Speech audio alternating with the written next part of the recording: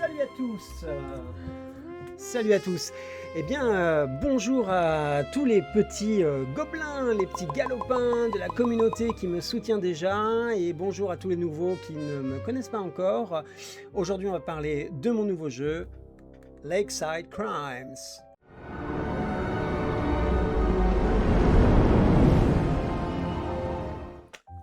Alors, c'est un jeu de style narratif, dans l'esprit d'une histoire longue, par épisode donc, mais qui a été écrite du début jusqu'à la fin d'une seule traite, et donc qui va non seulement nous raconter cette histoire particulièrement prenante, mais également proposer un certain nombre de mini-jeux qui j'espère vous plairont. Le moteur est basé sur RenPy, donc basé sur du Python, mais je l'ai largement tweaké, hein. J'ai ajouté pas mal d'améliorations dans l'espoir que ça vous plaise et que ça vous divertisse un petit peu plus que d'habitude. Alors en fait, quand vous achetez un jeu vidéo d'enquête, en règle générale, on vous donne des énigmes à résoudre, on vous donne surtout des cubes à déplacer, on vous donne des boîtes au trésor à ouvrir, des petits casse-têtes, des cordes à assembler avec des morceaux de ficelle, enfin tout un tas de choses, sauf réellement des enquêtes policières finalement, et tout ça c'est assez frustrant.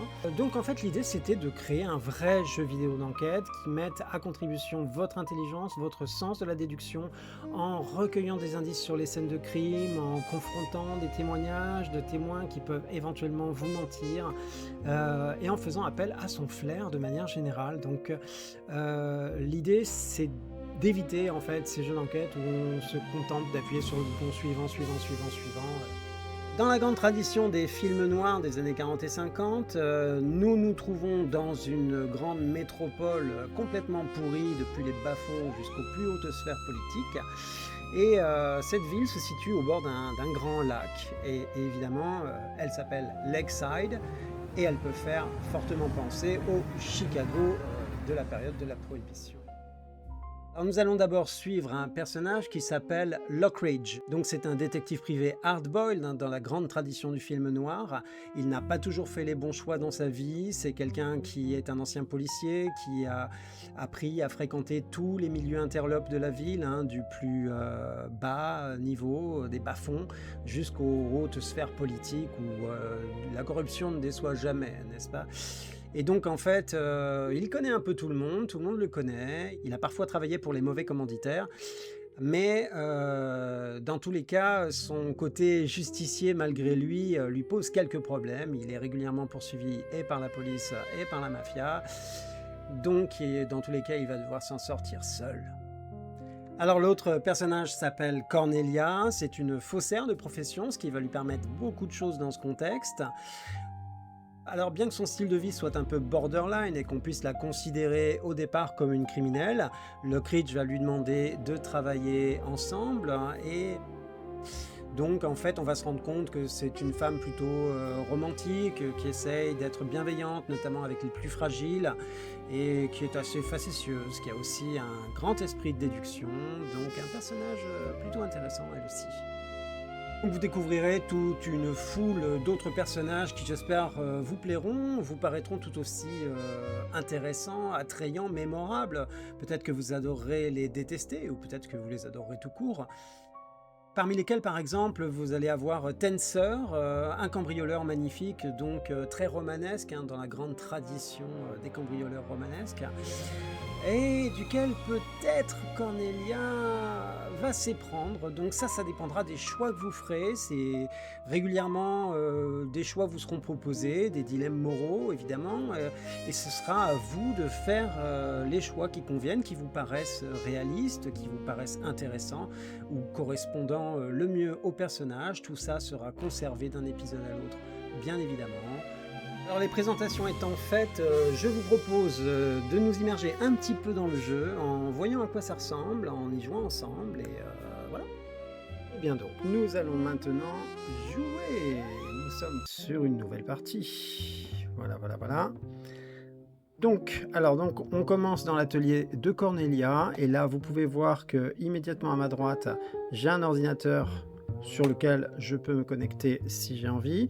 Cet ordinateur me propose des missions. On verra un petit peu plus tard à quoi elles servent. Pour l'instant, je vais retourner dans l'atelier et suivre l'histoire.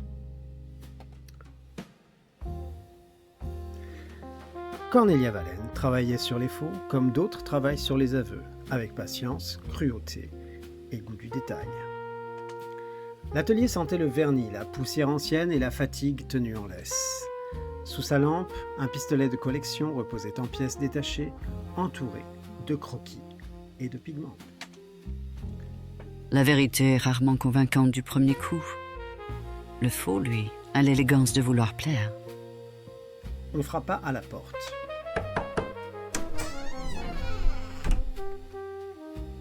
Cornelia Valen.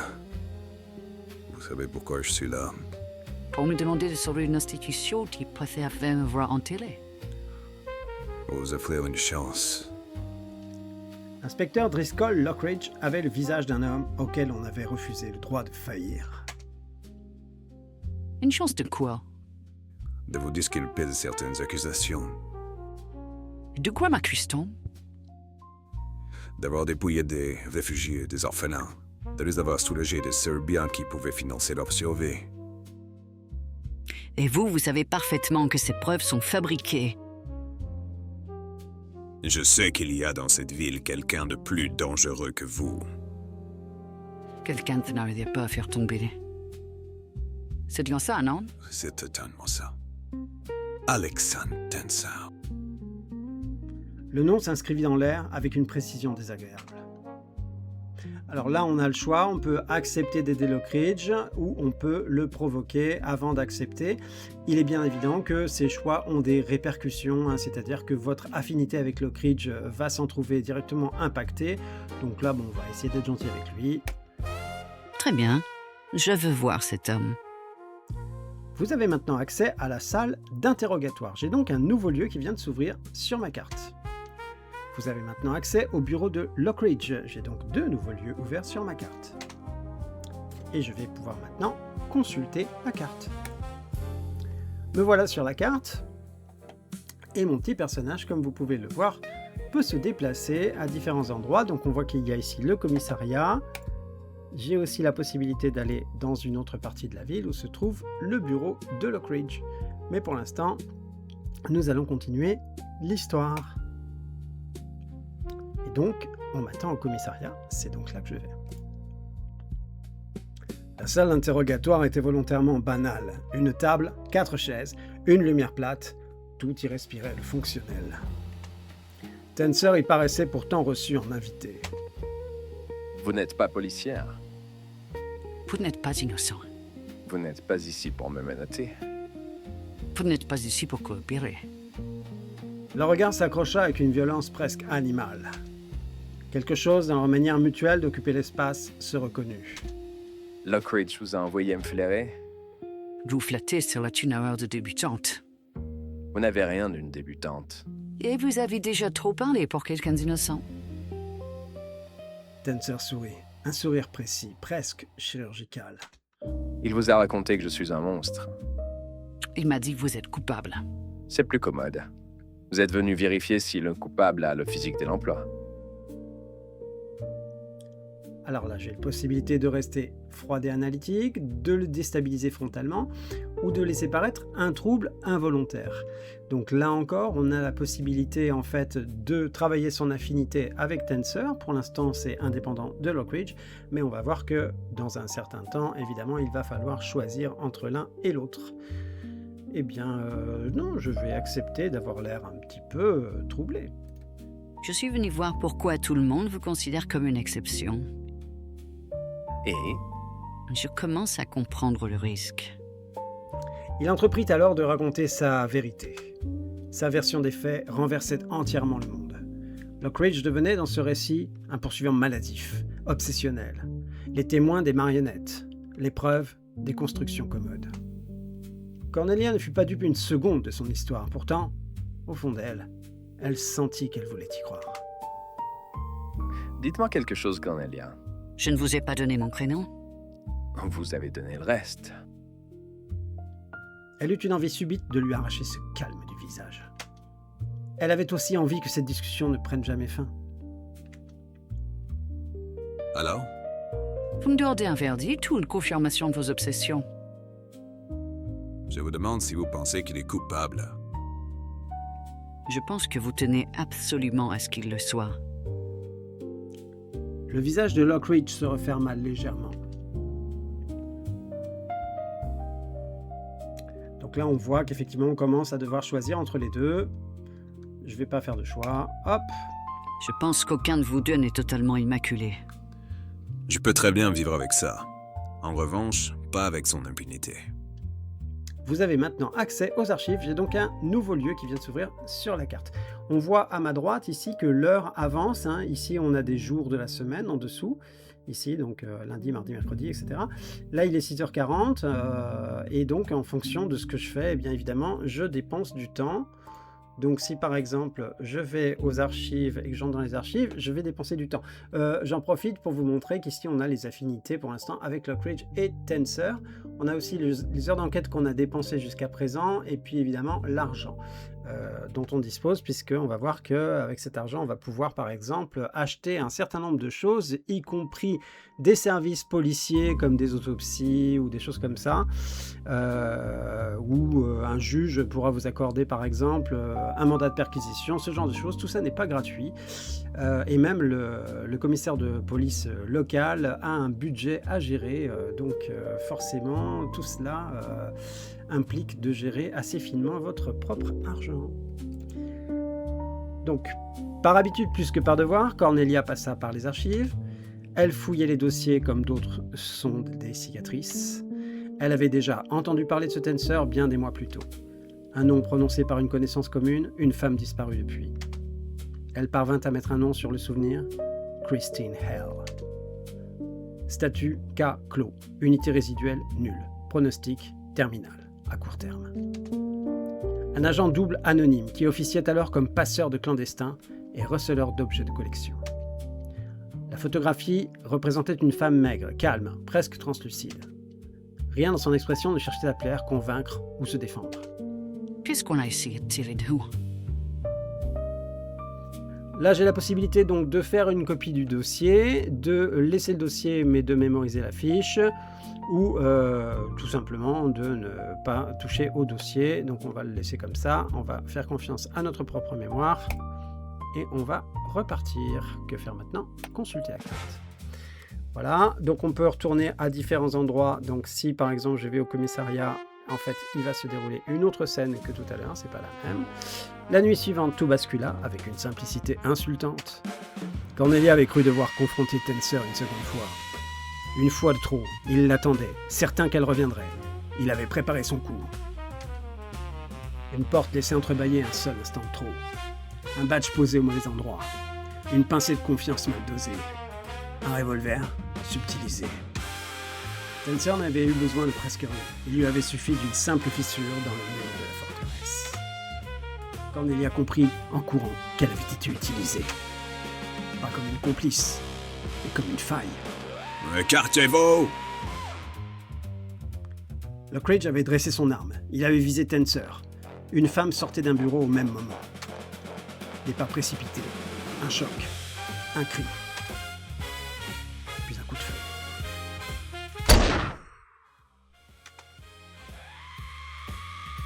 La femme gisait au sol. Le silence qui suivit fut plus terrible que le bruit.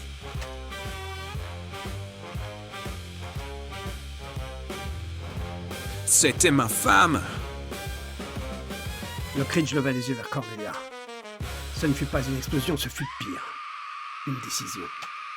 C'est moi qui vous ai fait venir sur cette enquête. Je ne peux m'en prendre qu'à moi-même. Je n'ai pas voulu ça. Les morts se moquent bien de ce qu'étaient vos intentions. On peut repartir sur la carte. On va pas faire toute l'histoire. En revanche, je vais vous montrer un petit peu au niveau des lieux comment ça peut se passer. Donc là, par exemple, on est dans la partie Vieux-Port, d'accord. C'est marqué ici, le Vieux-Port, voilà. Si je vais dans le bureau de Lockridge, eh bien, je peux voir une scène optionnelle qui va m'ouvrir en fait d'autres particularités du jeu, d'autres zones évidemment à explorer, mais aussi d'autres mini-jeux, d'autres features, d'autres possibilités, voilà, nombreuses et variées.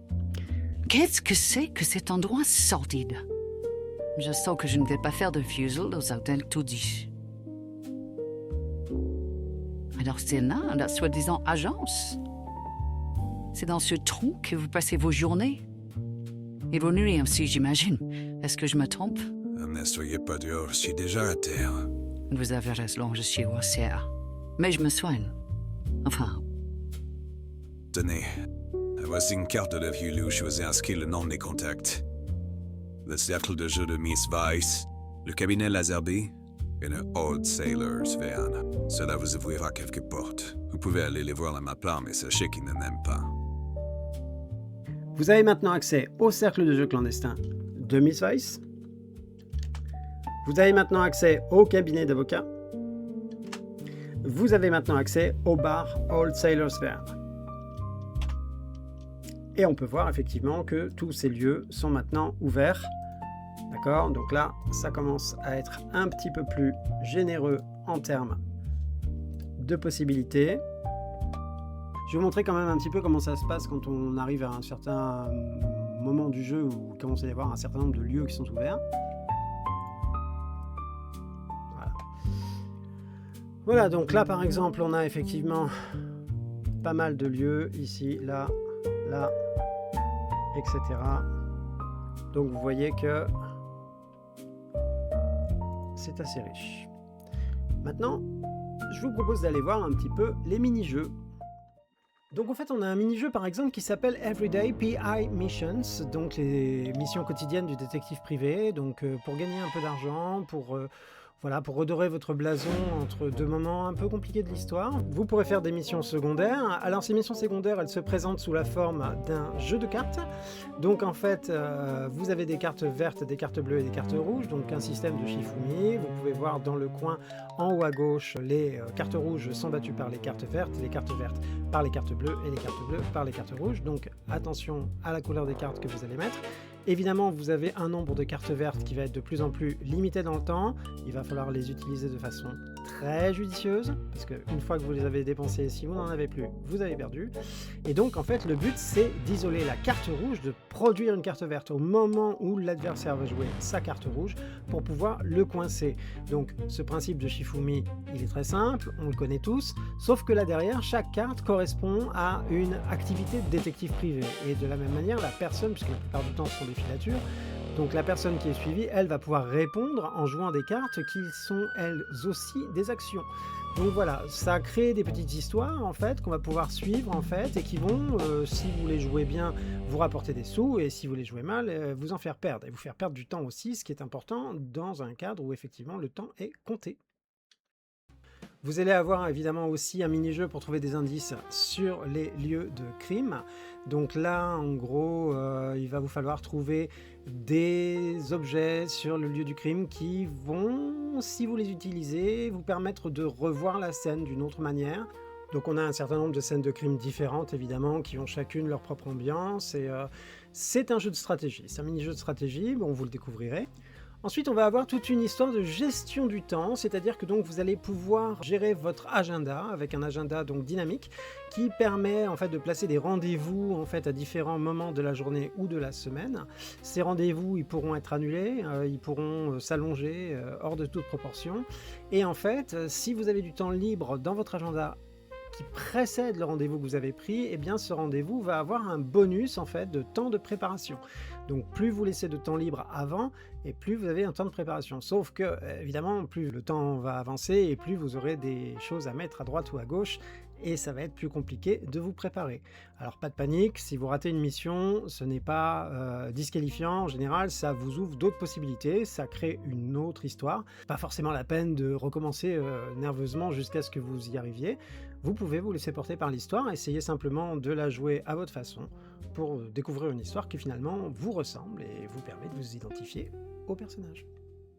Alors vous avez également le système de combat, donc c'est un système de combat prédictif, vous devez prévoir jusqu'à 5 tours à l'avance en fait ce que va faire l'adversaire, en fait vous pouvez le voir tout simplement, c'est un peu comme si vous étiez aux commandes d'une machine à voyager dans le temps en fait, puis en fonction de ça vous allez pouvoir planifier des actions pour bloquer éventuellement les différentes méchancetés que l'adversaire va essayer de vous faire. C'est important de préciser que tous ces systèmes de jeu en fait ne sont pas contraignants ni obligatoires. Si vous avez envie de passer simplement directement dans l'histoire, vous pouvez le faire, d'accord? L'idée c'est plus des jeux qui sont vraiment amusants et qui complètent l'histoire, mais sans vous obliger à les faire. Et d'autres mini-jeux seront développés par la suite. Il y aura un mini-jeu de cambriolage, un mini-jeu de pickpocket, etc. etc.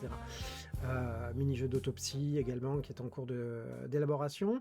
Mais tout ça va prendre son temps, va arriver au fur et à mesure avec les différents épisodes, etc. On va l'introduire de manière naturelle.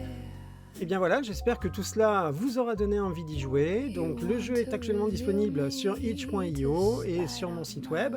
Je mets les adresses évidemment en description en bouton. Vous pouvez me soutenir en achetant le jeu. Ceux qui achètent le jeu évidemment auront des mises à jour gratuites puisque le jeu est toujours en cours de développement. Donc c'est un peu du early access mais c'est d'ores et déjà jouable. Et ça va se compléter au fur et à mesure. Et puis des épisodes nouveaux vont arriver. Certains seront gratuits pour ceux qui ont déjà acheté. Et puis d'autres qui seront plus ambitieux seront évidemment vendus épisode par épisode. On proposera ensuite des formules d'abonnement, des choses comme ça. Mais enfin pour l'instant on est sur le démarrage, donc si vous voulez soutenir notre petite tentative, eh bien les boutons sont là. Bon, alors je vous dis à bientôt, je vous remercie pour avoir regardé cette vidéo, et puis n'hésitez pas à en parler autour de vous, si vous connaissez des gens que ça peut intéresser, ou simplement à mettre un petit like, ce qui me fera remonter dans l'algorithme, et peut-être que d'autres, grâce à cela, verront cette vidéo, et peut-être qu'enfin, eh bien, on aura les moyens de publier très régulièrement de nouveaux épisodes, avec plein de nouveaux mini-jeux, etc., et que tout ça va s'enrichir au fur et à mesure. Je vous dis à bientôt, je vous remercie encore une fois, et amusez-vous bien.